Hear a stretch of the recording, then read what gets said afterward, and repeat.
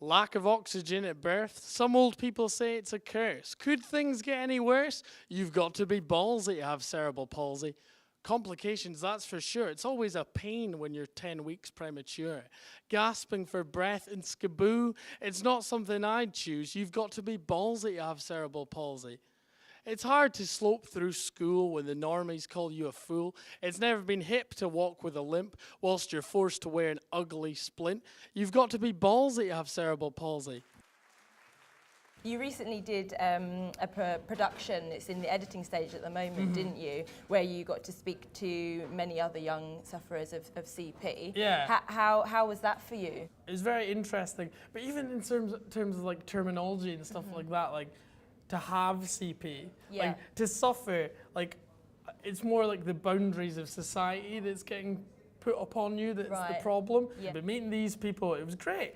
And because, do you know what? All of them were so proactive, you know. I met this artist, you know, and she creates all these great collages and stuff like that. And she's a wheelchair user and has a communication device. Really talented. And then I met another woman who's just starting uni.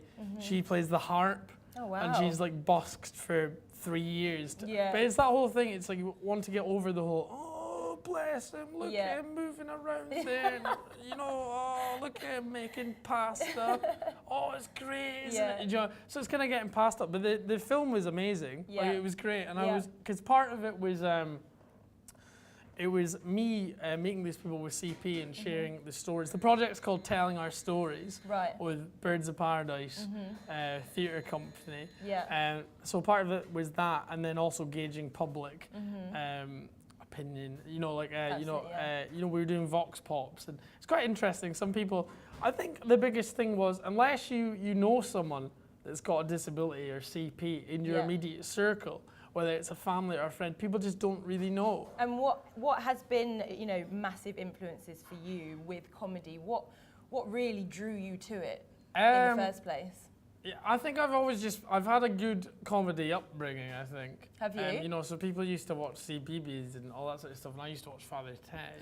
I love Father Ted. Father Ted, and like, you know, I remember my parents had like some of the Carry On films. There's stuff like that, and I'm really into it. One of my comedy heroes is kind of Rick Mail. I used to watch Bottom and you know, things like Blackadder and Fawlty Towers and Monty Python. I remember I watched the first set I had.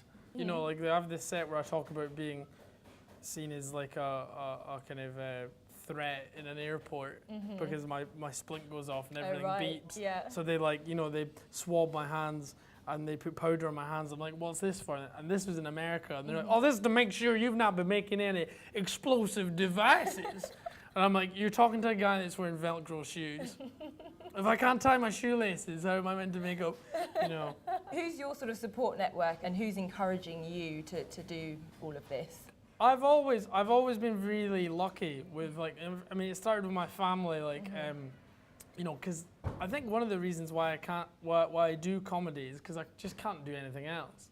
I worked in Matalan for a bit and a pound shop and all that sort of stuff. Was it for you? You know, I remember this guy came up to me, right, and I had like a suit coat hanger thing, and he was like, who folds your clothes when you're at home? Because it's not you. And it was true, I was really bad at it. But like my support net, my parents have always been really encouraging that, you know, when I said I wanted to do drama and I wanted to go to university to do drama, they're like, yeah, go for it, do it.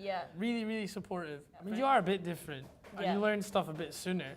You know, so I realised I was really bad at football because my gran picked me up, and she was like, oh, did you get picked for the team? And I was like, no, I didn't, but it's the taking part that takes count. And she was like, oh, well, just as well, because you'd probably let the team down. which was true. I was terrible.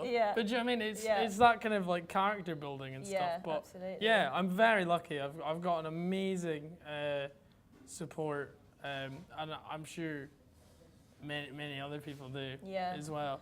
Well, great. Well, I'm sure we're going to see lots more for you, hopefully, you know, in the next however many years. And we wish you all the best and success. Yeah. Thank you. Thank you very much. No worries. Thanks for having me. Thank you.